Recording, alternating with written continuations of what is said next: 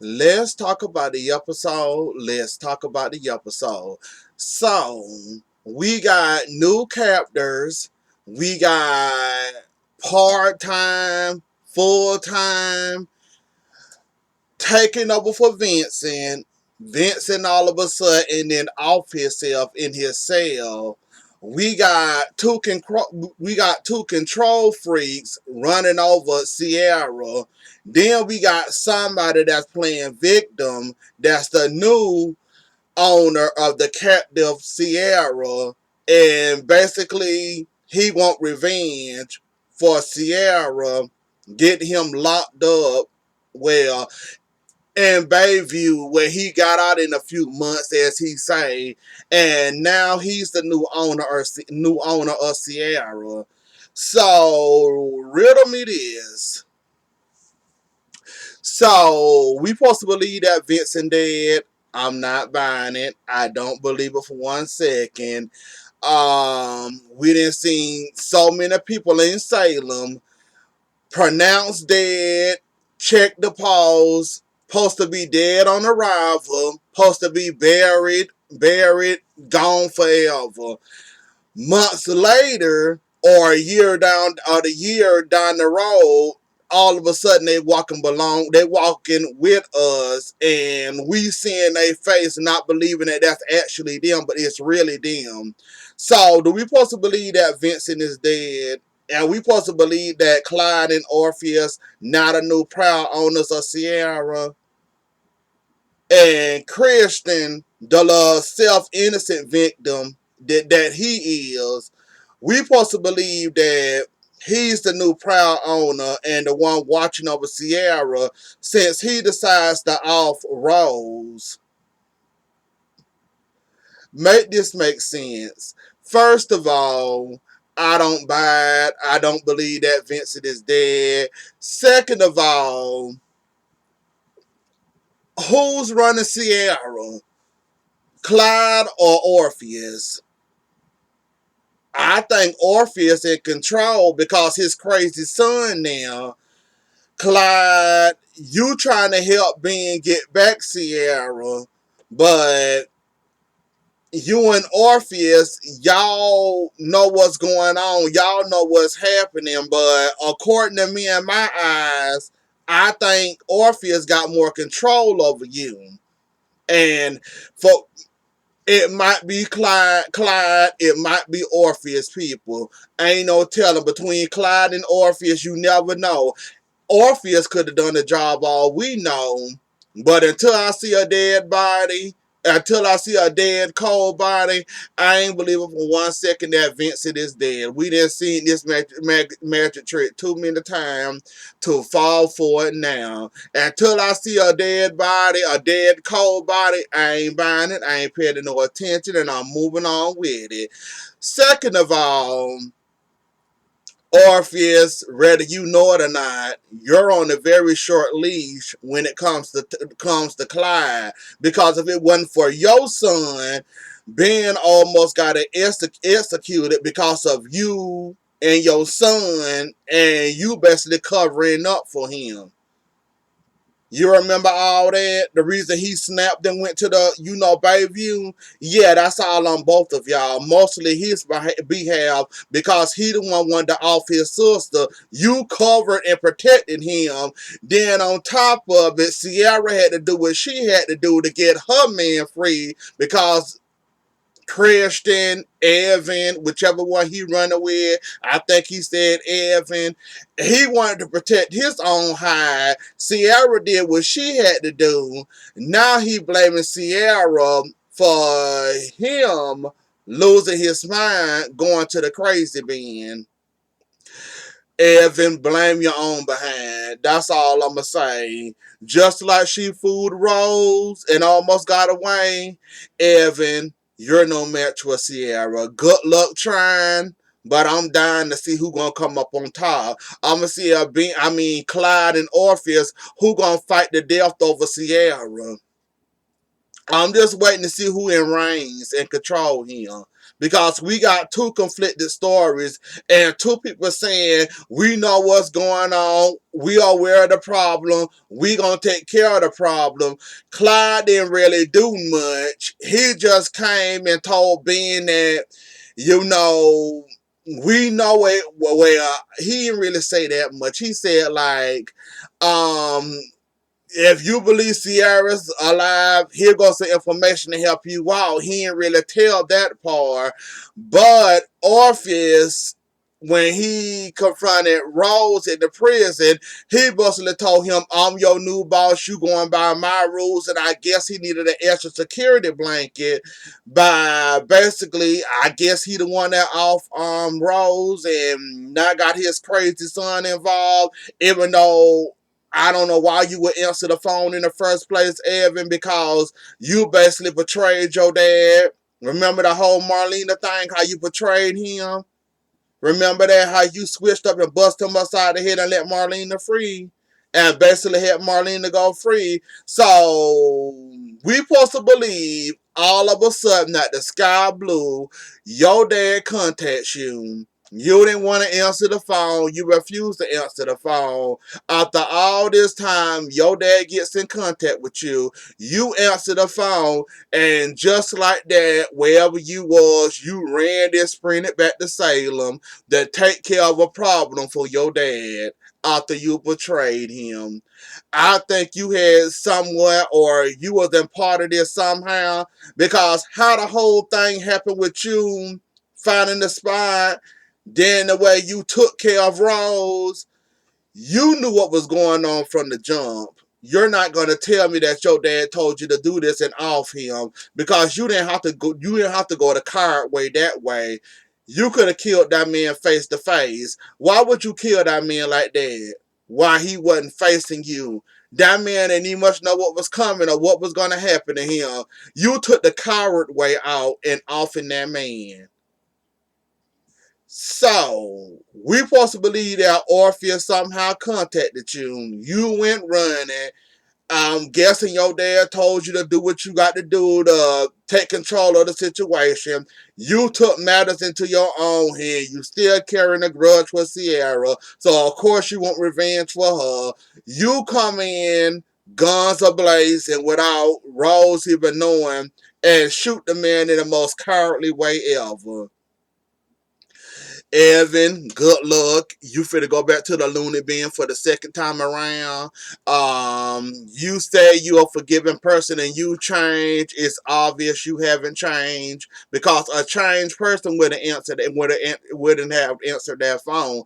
A changed person would have told their dad where they can go and how far they can go. And basically, you made your decision when it came to your dad, the way you felt about him, when you basically had Marlena and John, where you had Marlena go away scot-free. So, we supposed to believe all of a sudden that now you back on your dad's side? Evan, make it make sense. Um, Basically, with that, and Evan nine control, Orpheus nine control. Like I said, Orpheus, you on the short list when it comes to Clyde. So I wouldn't be surprised or shocked if y'all started attacking each other. Say next week, a few days, y'all start attacking each other. Because one of y'all gonna know what the other one doing sooner or later, and Clyde gonna catch on, and you know Clyde don't play no types of game, and basically that's his daughter-in-law, and basically, of course, Clyde want to appease his son, meaning he wants Sierra back home with Ben. So I see a whole power struggle happening. Not only that, we got a murder mystery on our hands. Well, it just started today, the murder mystery. If y'all didn't catch on by now, when Claire called that boy Charlie, basically a series of events would have happened. You got two suspects, or is it three? I think I remember saying two. Hint, hint. The other one is Nicole. The first one is Claire. Somebody fit off Charlie. I can't say he don't deserve it, but somebody finna get a whole murder charge on their hands. In their case, they gonna think it's justified.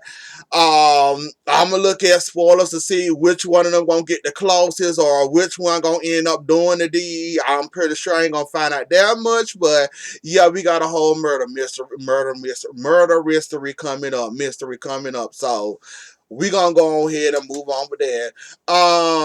Let's go ahead and get Polly Pocket and Xander on out the way. So basically, y'all was on the same wavelength. Basically, he wanted to propose to you after he's out of, well, basically he resigned from Salem. I mean, from Titan. Basically, y'all was on the same wavelength. I guess she caught feelings from Steve and Kayla getting married, so she decided to go have a whole cake made saying, "Will you marry me?" You decided to buy a diamond ring and ask her to propose to you.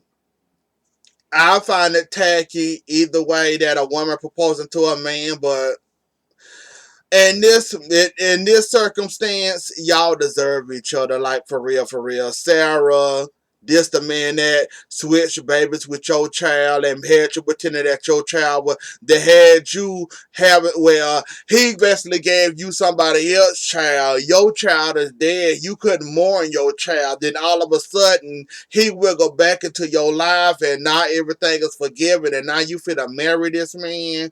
Y'all deserve each other, in my opinion. I'm happy for y'all, but at this point, y'all deserve each other. I'm still stuck on the baby switch and how he had you raising somebody else's child, and all of a sudden, when the truth came out and you finally got to mourn, then somehow he wiggled back into your life with the whole, I'm gonna do a whole burial plot and a whole tribute to your child and this and that back and forth. Then all of a sudden now he back in your life, he's in your bed, you love him, he loves you. So at this point, y'all deserve each other. Like, I ain't got too much to say about that, but y'all deserve each other.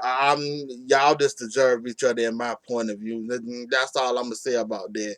um Vivian and Ivan,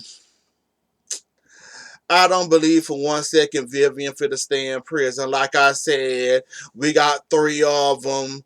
Gwen facing a murder charge. Vivian, look what she facing. Evan, Charlie, he finna end up dead, so that leave him out, so it leaves y'all too. No, I don't believe for 1 second Vivian gonna stay in prison forever.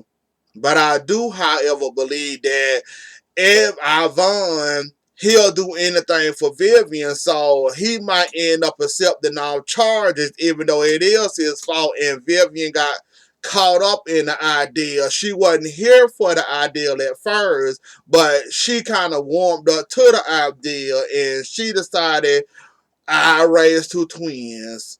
They ain't two boys like I wanted. It's a boy and a girl. So, you know what? I go ahead and raise them. Why not? I mean, I ain't got nothing else better to do. So go ahead, I raise them. So then pulling a gun out on the cop, trying to off them. So I do believe that Ivan might accept the first half of the charges, the kidnapping the children, and I believe he might, take care of that for her. But the other part, trying to off two police officials, nah, you going down for that. Do I believe they're gonna get a conviction for that? Absolutely not. You got the money and the financial power to, once you out on bond, or you happen to knock down a security guard and run for your life, you'll be able to run and go to God knows where. So I don't believe you're gonna stay in prison for long. I really don't. You're not gonna stay in prison for long. People like that with money to burn and people that got money, just laying around like Vivian, they have ways to get out of prison, and I don't think Vivian gonna stay in there long. Funny how we only saw her that one scene with her and Kristen going at it. That's the only time we saw Vivian. Now we didn't saw a whole lot of I can't even say Kristen, but we ain't seen a whole lot of Vivian besides that one scene with them two going in. And Susan, I never had any hope for you at all. Like I said, I love it when they bring you on here. I love all the extraness you bring. I love all the silliness you bring. I love all the socket powers and all that you bring to the show. You as crazy as I don't know what. If you sit there and turn yourself in for Krista can pose as you, for you can spy on Brady and Chloe. You is crazy if you do that, Susan. And somehow, I think she ended up getting you with the ice cream sundae, whatever that was, whatever the day of the week is, where you make your own ice cream. I think she got you hook, line, and sinker, and I think you silly enough to do it. So I see you in prison, I guess, Susan. But you crazy if you do it. Chloe, you falling in love with Brady again, aren't you? Mm-hmm. Now, falling in love with Brady is going to be the worst mistake you ever made in your life. You don't want to make that wrong turn. I suggest you turn the other way, make a U-turn, find your nearest exit, and go ahead and hit it, going at 100 miles per hour. Because if you proceed forward with this whole plan, you catching feelings for Brady, somebody gonna make you hit a dead end. And the dead end, that dead part is gonna be you. So I advise you to turn, go ahead and make a U-turn, go ahead and exit as fast as you can to the nearest exit away from Brady. Make all exits, go past Brady and move away from Brady. You better distance yourself from Brady before somebody comes and see you and she already threatened you. You wasn't scared of her, but you was mighty scared of her when she pulled that gun out on you. But I see you hard-headed, and I see you asking and begging for trouble. You see how Kristen is. She don't play no games with her Brady. And you playing around with her Brady, and she finna play with you. So you might want to watch out, Chloe, while you ahead and go ahead, like I said, make that exit turn. Because, baby, you proceed in the Father, that dead end, the first part, that's going to be you. Gwen, Abigail. I just want to say Abigail before I say Gwen. Abigail,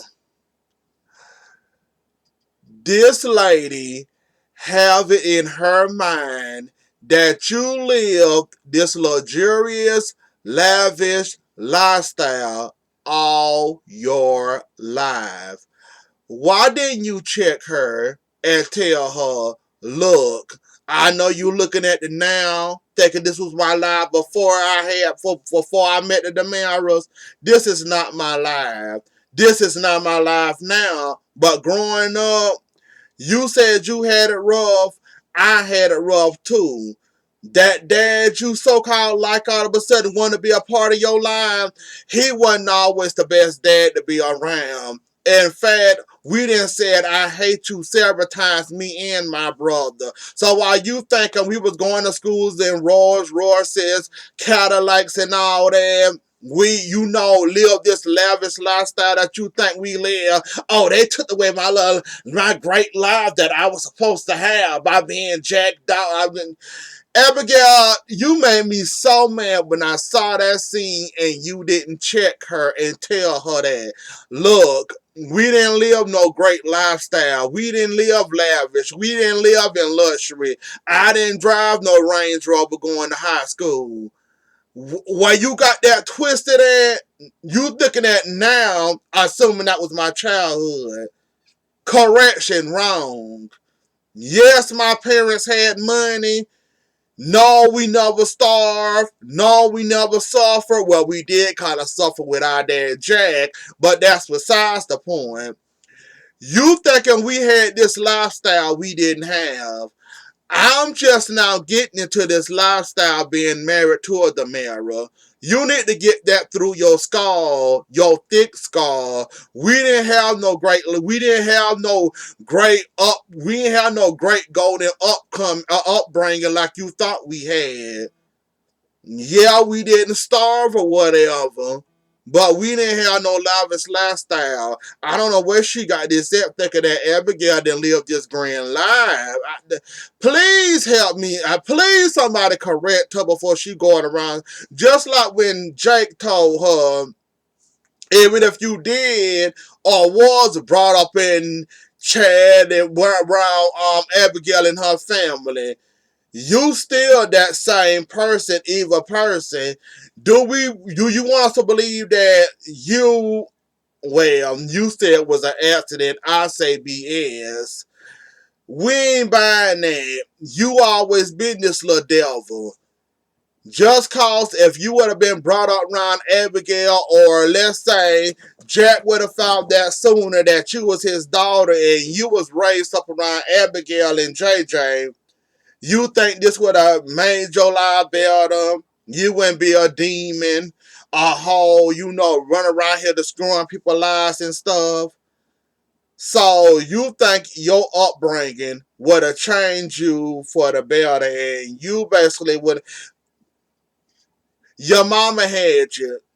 Gwen, you got so many excuses, and I ain't much to go through all of them. But first of all, and Gwen, let's not pretend that you better than Charlie. You and Charlie in the same boat. The only difference is he sexually assaulted a person.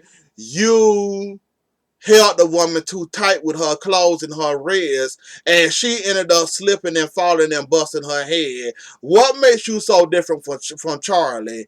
He raped the woman. You basically wouldn't let go of a woman's wrist, and she had to do everything she had to do to let free of your claws. So what makes you think you're any different? He going down for sexual assault. Well, no, he ain't. He going down for kidnapping and what he did to Ava. You going down for a slip and fall. So why are you pushing people out of your life again, Gwen?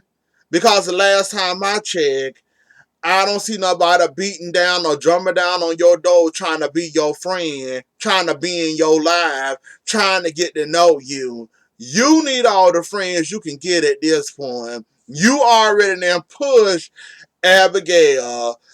Well, Jennifer, she can be persuaded to be turned around, to let you come around. You better than push yourself away from the devil roles besides Jack. I don't see nobody knocking down your door trying to be your best friend, Gwen. You doing that to Charlie even though it was all facts. Why would you do that boy like that? You was just on his side when y'all first met. Now all of a sudden you on Allie's side and you don't believe him. You think he's a sexual predator, so you don't want no parts of him. But aren't you that same viper? Ain't you that same viper? And you did the same thing basically to Abigail and her family and slept with her husband. Well, pretended like you slept with her husband. I just want to know why you pushing Charlie out of your life all of a sudden. Y'all would have made a great dynamic duo if y'all would have stuck together. Y'all actually could have fell in love or whatever, but I guess that was too much for your coffin with the charges he facing. And you playing the victim, Gwen, give it up. Give it up. Like Jake said, like I love that Jake scene with you. I loved every minute of it because he basically told you all truth in the situation. And basically he told you right, and you can do nothing but sit there and pretend like you was the innocent party. Yes, you the innocent party when it comes to Laura and what she did to you, but when it comes to Abigail and the drugging and sleeping with, pretending like you slept with Chad and what you did to Jack and Jennifer and her family, then help Laura get in the grave. How are you the victim? That childhood, that only gonna get you so far. That what you did to Laura, grabbing that woman wrist, and that woman then told you to let go of her and you wouldn't, so that woman had to fight free from your clutches and ended up hitting her head, killing herself. Who gonna believe that that woman actually, did that when you admitted out your own mouth that you want the off the woman that caused your childhood to be so ruined all of a sudden? And Abigail, as much as I enjoyed you going at her and attacking her, that's only gonna make things worse for you. If you want her to go down for your grandmother's death, you can't go around attacking her. You can't go around. I know you was mad. I know you was high. I was clapping and cheering you the whole time. However, this is gonna look bad on your behalf. This is gonna make her look like an injured party because you going around attacking her every chance she get. Even though we not saying she don't deserve it, she deserve it all in more. You going around doing that, it's not doing y'all any good. And basically, you attacking her and Sean happened to be at the right place at the wrong time. Yeah, that made things worse, even more worse for you. Like, Sean had perfect timing to be at the grave site where y'all was there and y'all sitting up there fighting and all that, loud yelling and stuff. And he ended up almost arresting both of y'all because both of y'all wanted to press charges on each other. And Abigail, Gabby has a point. If Chad can come out and say, I'm sorry I accused you, you could have did the same thing. Now, I know there's bad blood between, you and Gabby, but still, that woman was owed an apology. You owed that woman an apology. That woman almost went to jail because you was the first person to accuse her. You and Chad that she the one that, drugged your alcohol, so or champagne, so yeah, that girl was owed an apology. And Abigail, this teaming up to take down Gwen. Let the justice system deal with her. Because if you look at it, Abigail, and if you was thinking the way I'm thinking, she already got several strikes against her. Meaning she came to town attacking you and your family, doing the stuff she did. That shows motive. That shows opportunity. That woman came to her hotel room to apologize to her. Gwen took it too far. Gwen ended up getting too carried away with the situation. Basically, if you let the justice system take care of Gwen, this either gonna teach Gwen a lesson or Gwen gonna go to prison. Either way, she gonna be taken care of. And you teaming up with Abigail, that's weak sauce to me. So, I mean, with Gabby, why would you want to team up with Gabby? That's, like I said, that's weak sauce to me.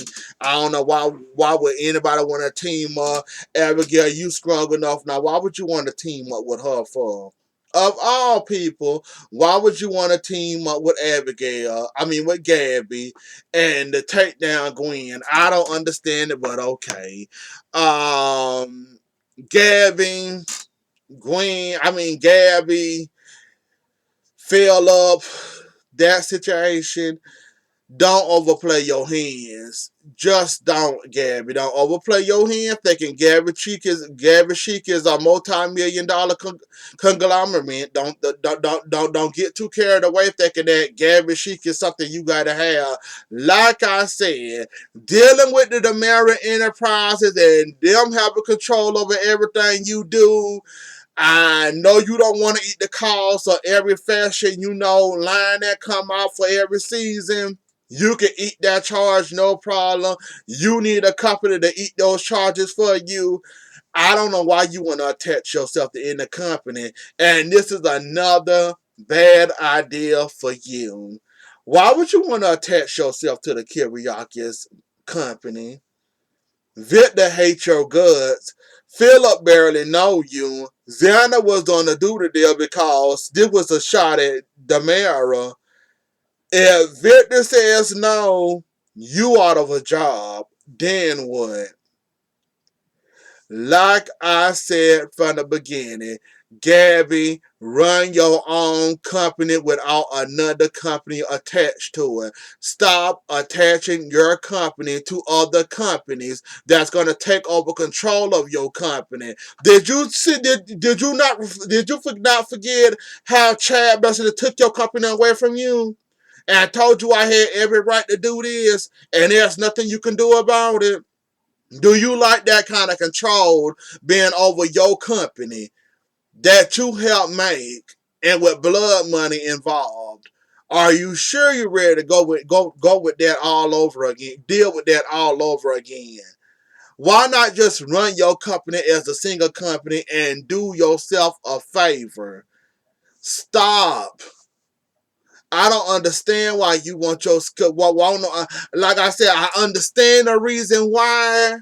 The prayers, the all that goes along with it. You know, you get them a budget. They basically run your budget. You can go spend and do whatever you want with the budget they get you. I understand all that though, but Gabby, when you'll be more independent, running it as your own. You know, eating those charges for every season and new line you come out with. When you'll be more confident in eating that price yourself than the connecting to somebody else, letting them eat those fees.